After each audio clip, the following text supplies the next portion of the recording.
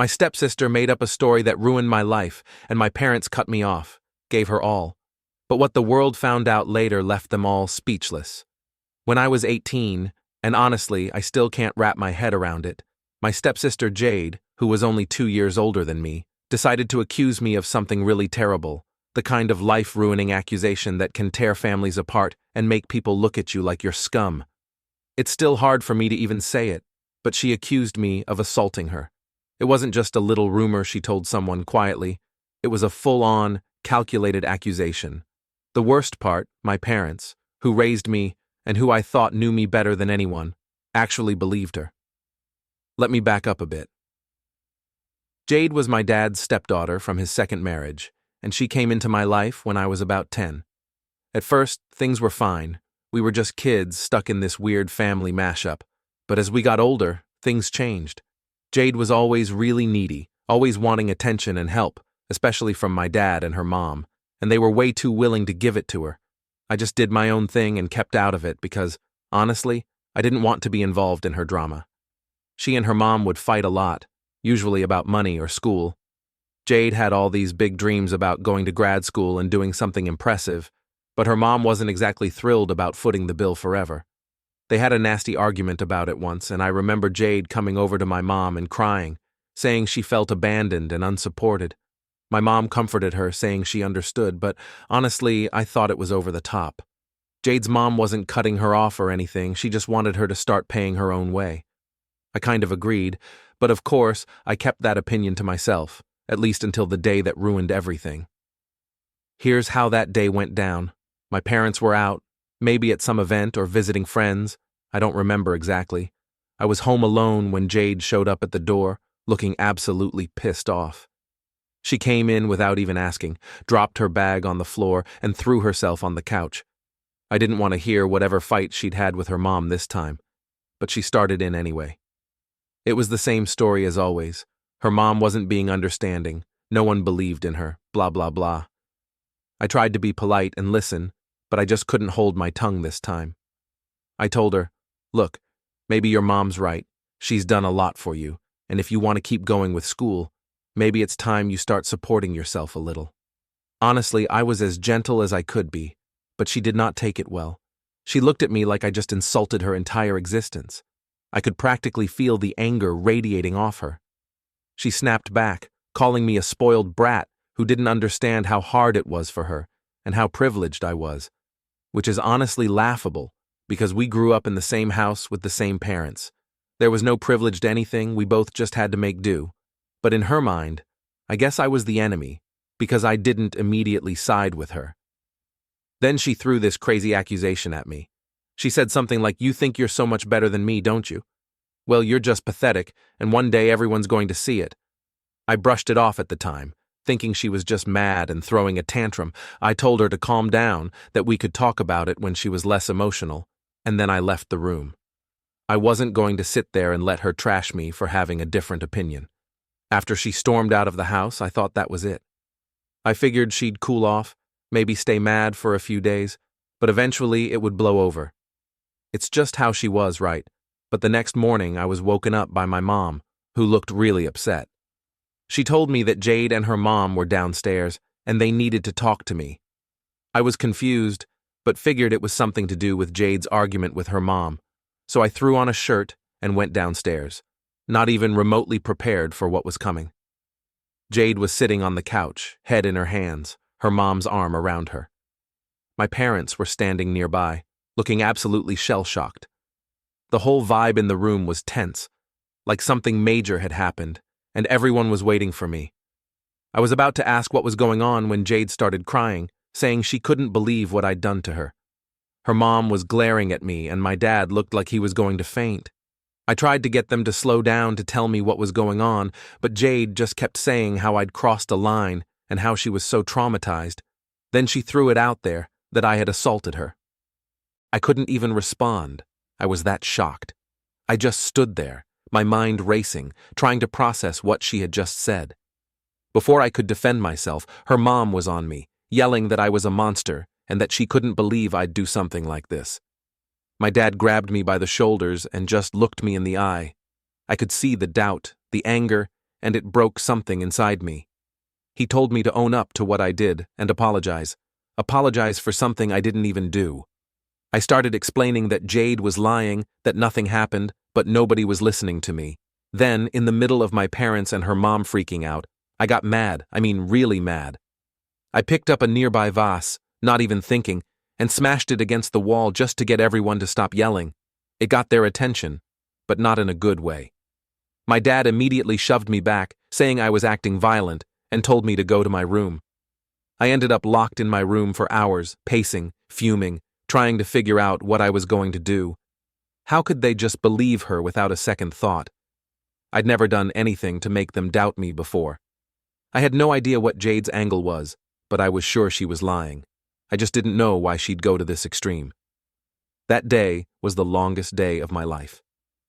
I stayed in that room until my dad came in and told me Jade and her mom had left. But I knew this wasn't over. The look in his eyes said it all. He thought I was guilty, that his son was some sort of monster. I tried to explain again, but he shut me down, saying that he didn't want to hear any more lies. Just like that, my world started crumbling. The day after that awful accusation, things went downhill faster than I thought was even possible. I thought maybe my parents would cool down, give me a chance to explain things clearly. I thought they'd at least sit down with me, actually talk it out, but that was just me being stupidly hopeful. By morning, any chance of reasoning with them was out the window. I barely slept that night, just staring at my ceiling, replaying every little thing that had happened. I kept thinking that maybe, somehow, this was all a bad dream, and that I'd wake up and things would be normal again. But no. Early the next morning, my dad came into my room, and he had this serious, almost disgusted look on his face. He barely looked at me, just told me to come downstairs, and that Jade and her mom were going to resolve things. As soon as I got downstairs, it was the same scene as before. Jade on the couch, looking all broken, her mom beside her, and my parents looking completely crushed. I wanted to scream. It felt like I'd walked into some kind of intervention. But I was the one getting attacked, like I was this villain they all had to deal with. Before I even sat down, my dad launched into this lecture about how Jade was feeling unsafe and how she couldn't be around me anymore. It was like they had decided on a plan without even letting me speak. Then he dropped it. I was being sent away. I laughed, thinking there was no way he was serious. "You're actually kicking me out over a lie?" I asked, trying to keep my voice calm, but he didn't answer. Just looked at me with this cold expression, like he didn't even know who I was anymore. My mom looked away and I could see she was crying, but she didn't say a word in my defense. I started begging, saying I didn't do anything, that Jade was making this all up, but it was like talking to a wall. Jade sat there, giving me these sad little glances, like she was some kind of victim, and her mom was patting her back, whispering that it was going to be okay. My dad finally cut me off and told me that the only way they could avoid further embarrassment was if I disappeared for a while. They'd already agreed with Jade and her mom that if I left town, they wouldn't go to the police. That was the deal. Disappear. I asked, "Where am I supposed to go?" That's when they told me about my aunt. Now, my aunt wasn't exactly the warm, welcoming type. She was known in our family as the strict one, and nobody ever spent much time with her if they didn't have to. She lived a few hours away in this quiet little town, pretty much isolated from everyone. I hadn't seen her in years and barely knew her, but that was apparently where I'd be safe to keep Jade from seeing me and reliving her trauma. When I realized they were dead serious, I was furious. I told them I wasn't going to just let them shove me off to some random relative like I was trash. My dad looked at me real cold and said, "You don't have a choice." Then he dropped the last bomb on me. They were also giving Jade my college fund as part of the settlement. I couldn't even process that. My college fund, all the money my parents had saved up for my future, just handed over to her to keep her quiet. It was like they were paying her off with my life, with everything I'd worked toward. I just stood there dumbfounded while they all talked around me like I wasn't even there. At some point, I just stopped talking. I don't even know how long I stood there before I realized my dad was basically waiting for me to pack up and leave. There was no discussion, no room for compromise. They wanted me gone, and that was it. My mom looked like she wanted to say something, but every time I looked at her, she just looked away, like she couldn't handle facing me. With nothing left to say, I went upstairs and started packing my stuff. It felt like I was moving through water, my mind blank. I packed clothes, some books, a few things that were important to me. I didn't know how long I'd be gone or if I'd even be allowed back, so I grabbed anything I thought I'd want if I was gone for good. I could hear my parents talking downstairs, their voices low, but I couldn't make out what they were saying. For a second, I thought maybe they'd come up. Maybe they'd realize how crazy this all was and change their minds. But they didn't. Nobody came. After a few hours, they knocked on my door and told me it was time to go. My aunt had agreed to take me in, and they'd already called her to tell her I was on my way. They didn't even let me say goodbye to anyone. They took my phone, saying that disappearing meant no contact with anyone from my life here. I had no idea how I was going to tell my friends, explaining why I just vanished. It didn't matter to them. They told me to pack whatever else I needed and be ready to go in half an hour. I'd never felt so trapped, so helpless in my life. I walked out of the house carrying my stuff, and I could feel my dad watching me from the doorway, like he was making sure I was actually leaving. My mom was inside somewhere, not even willing to see me off. Jade and her mom had already left, and I remember feeling this strange sense of emptiness, like my whole life had just been erased in one day. The car ride to my aunt's was long and silent. My dad drove and he didn't say a word the whole time. I think I must have asked him once, maybe twice, if he really believed Jade over me, but he just tightened his grip on the wheel and ignored me. I stared out the window, my mind a mess, and kept wondering what I was supposed to do now. How could I start over from scratch with no support, no plan? When we finally pulled up to my aunt's house, it was like being dropped off at a prison. Her place was small, a bit run down, with this old fence around it, and it felt so isolated. I hadn't seen her in years, and now I was supposed to live here in exile, all because of a lie. My dad didn't help me with my bags, didn't even walk me to the door. He just said, "We're doing this for your own good," and left. Standing there, watching him drive away without looking back, I felt this intense anger bubbling up inside me. My own family, the people who were supposed to have my back, had thrown me away like I was some criminal. And for what? To keep Jade happy? To save themselves from embarrassment?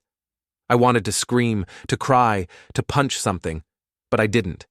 I just stood there, gripping my bags, feeling completely alone. This was my life now, cut off from everyone I'd ever known, all because of a lie I couldn't defend myself against. I knocked on my aunt's door, and when she opened it, she didn't even smile, just looked me up and down and told me to come in. That's how I ended up here, in the middle of nowhere, with nothing but a few bags and the betrayal of my family sitting like a weight in my chest.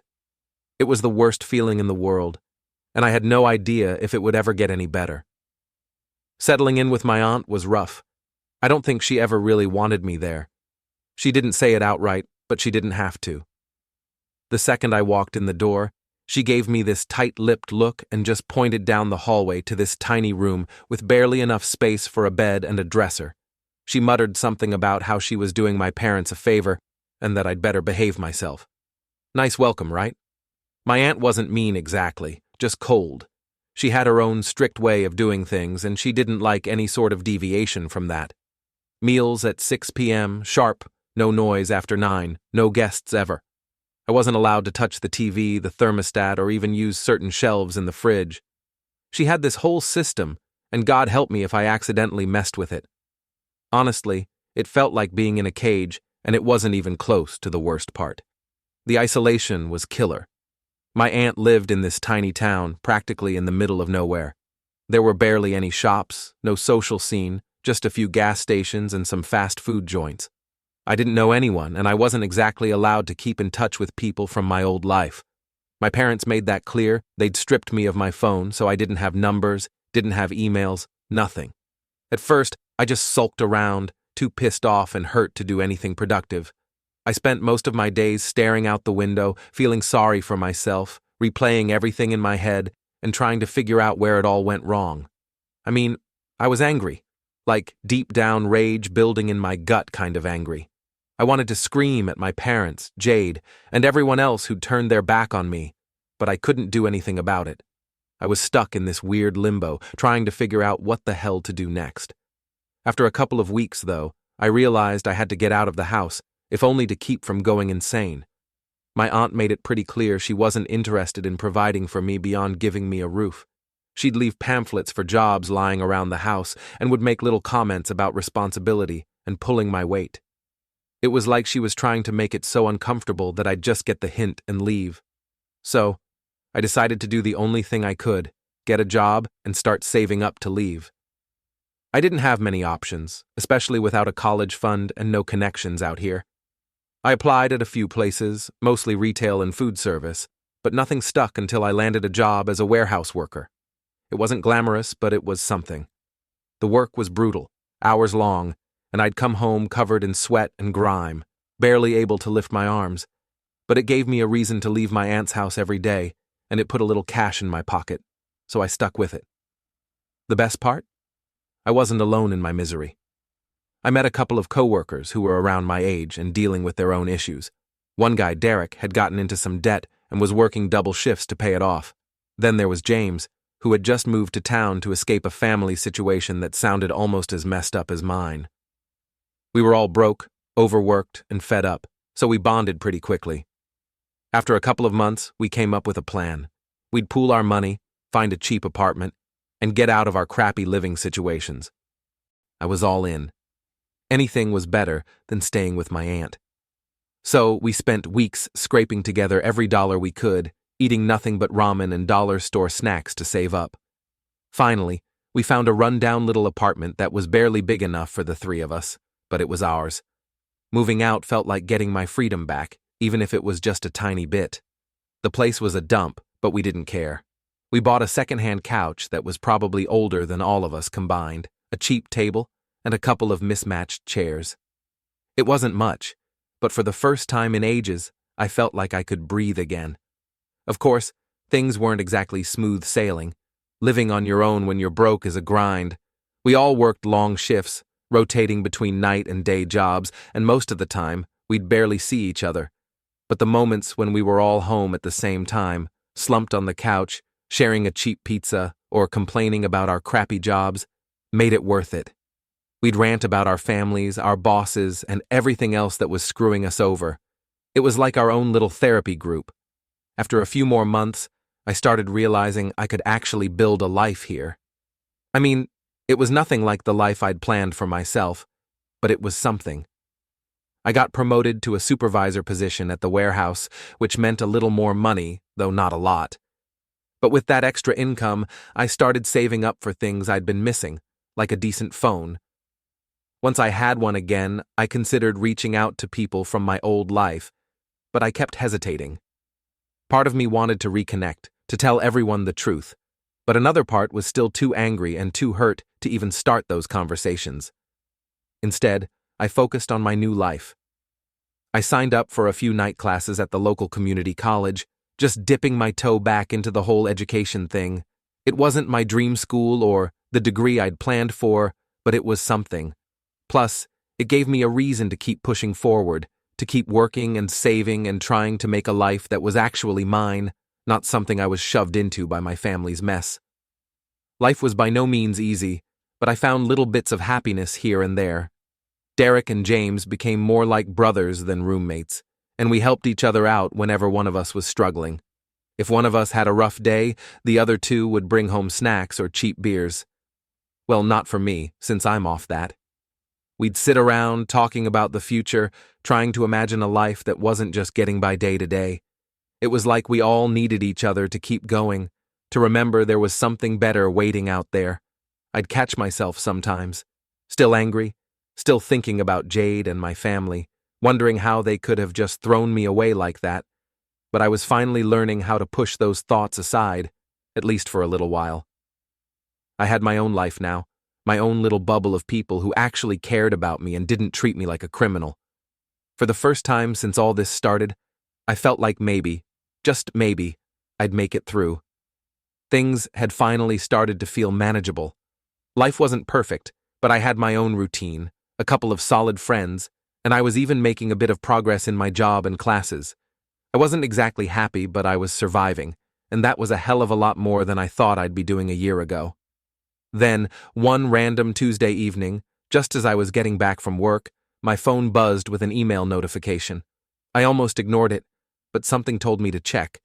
It was from my dad. I hadn't heard a single word from my family since they dumped me at my aunt's house. I tried to shut them out of my mind, telling myself that I didn't need them, that I was better off without them, but seeing that email hit me like a punch in the gut. I stood there, staring at the screen, wondering if I should even open it. Part of me wanted to delete it on the spot, pretend like they didn't exist, but curiosity won out, and I clicked on it. The message was surprisingly short. My dad said he wanted to reconnect, and that there had been some new developments. He mentioned that Jade had finally come clean about what happened. Just like that, like it was some small detail, like she hadn't turned my whole life upside down. My brain was scrambling to make sense of it. Jade had admitted she lied. As I kept reading, the story unfolded. Apparently, her boyfriend, someone I didn't know or care about, had recorded her talking about the whole thing. The worst part? My dad's tone in the email, like he was almost excusing it. He said she was sorry and that she was dealing with her own issues and didn't realize the impact. I was stunned. She didn't realize the impact?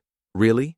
She took my entire life, trashed it, and they were acting like it was just some childish mistake. And my parents, the people who were supposed to know me better than anyone, had believed her without a single doubt. My dad finished off the email by saying he wanted to catch up and that he hoped I would understand and move forward. Understand and move forward. As if he hadn't abandoned me the second things got tough. As if they hadn't stripped me of everything and shoved me into exile. I was shaking with anger by the time I finished reading. I didn't reply. I couldn't. I just sat there, letting the reality of it all sink in. My friends, Derek and James, came home and noticed something was off.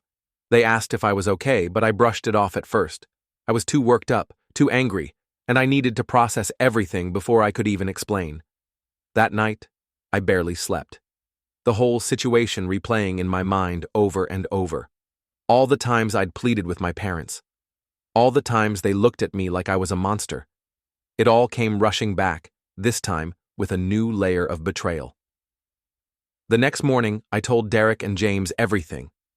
I started with the accusation, the abandonment, all the crap with my aunt, the warehouse job, and finally, the email from my dad. They listened without interrupting, their faces turning from shock to anger as I explained what Jade had done and how my family had treated me.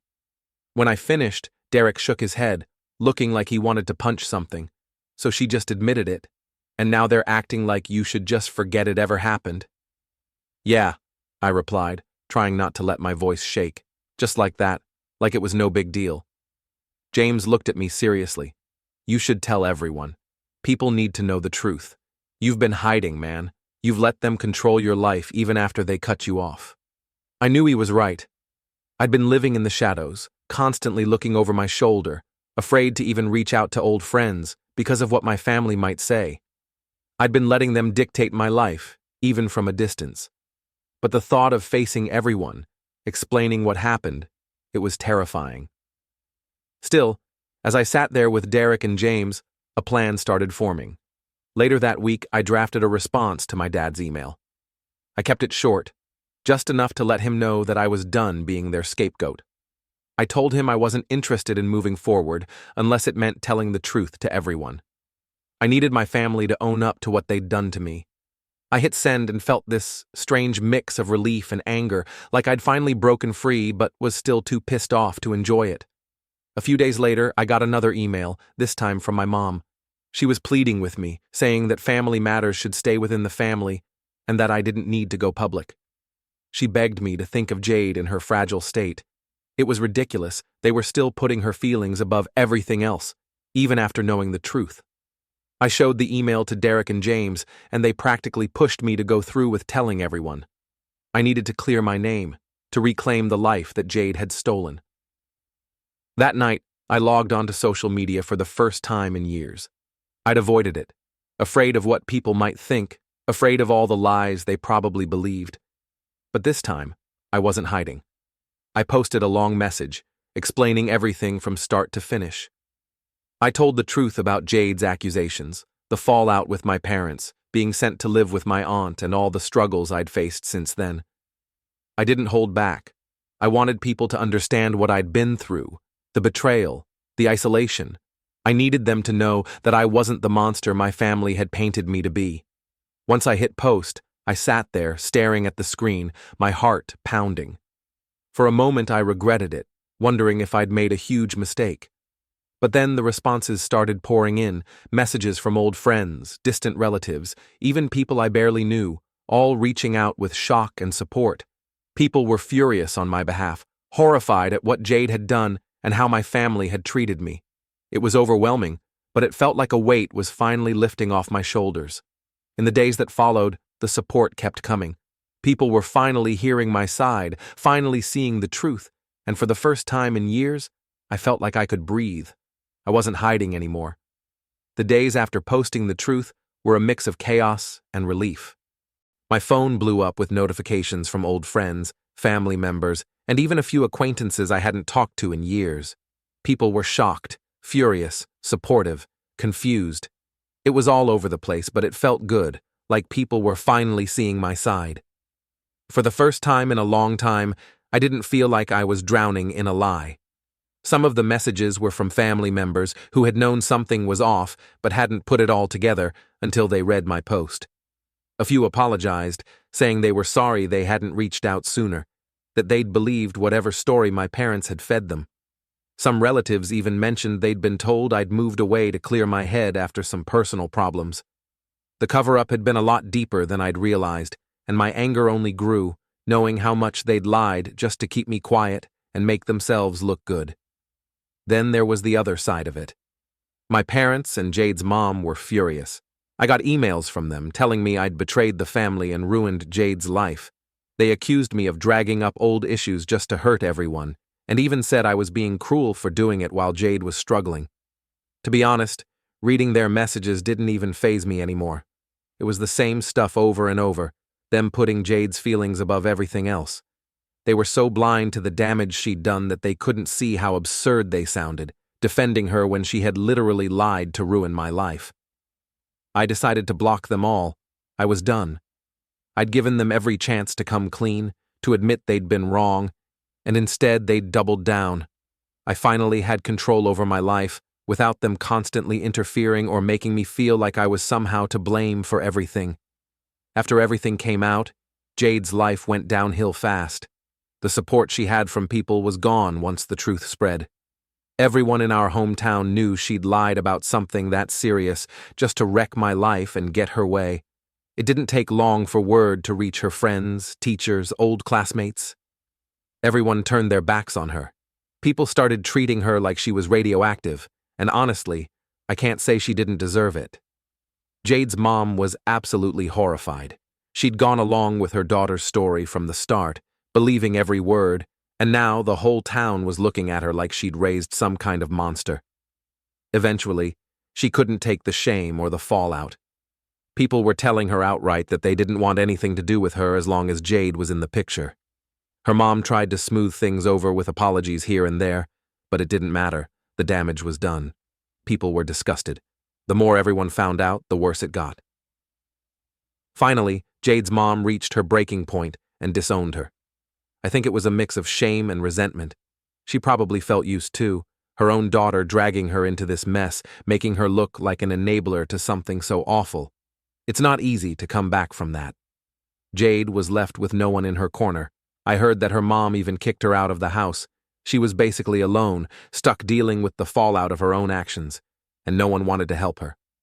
With everyone in town shunning her and her own mother cutting ties, Jade had no choice but to leave. She tried to stick around at first, hoping things would blow over, but people wouldn't let it go.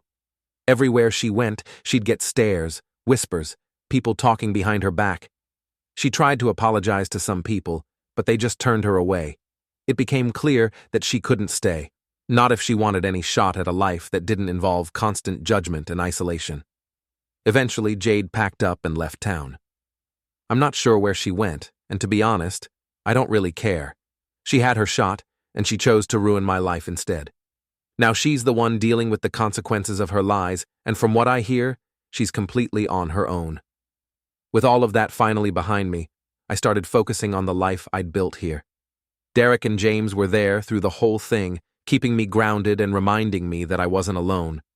After years of feeling like I didn't have anyone, it was strange, but comforting to realize I had people in my corner. We'd been through so much together in that crappy little apartment, and now that things were settling down, I felt closer to them than ever. Around that time, I started talking to some friends from my old life who'd reached out after my post. A couple of them had moved to a nearby city and invited me to come visit for a weekend. It was weird at first, like stepping back into a life I'd left behind, but it also felt good. They were genuinely interested in what I'd been doing, asking about my job, my classes, and the friends I'd made. There were no pity looks, no awkwardness, they just seemed happy to have me back. That weekend made me realize just how much I'd missed having a normal social life. People who knew me from before everything went to hell. It was like a piece of myself I hadn't realized I'd lost was finally falling back into place. The best part was that I could finally be open about everything. No more secrets, no more hiding. My friends got to hear the real story, not the one my family had twisted and spread around.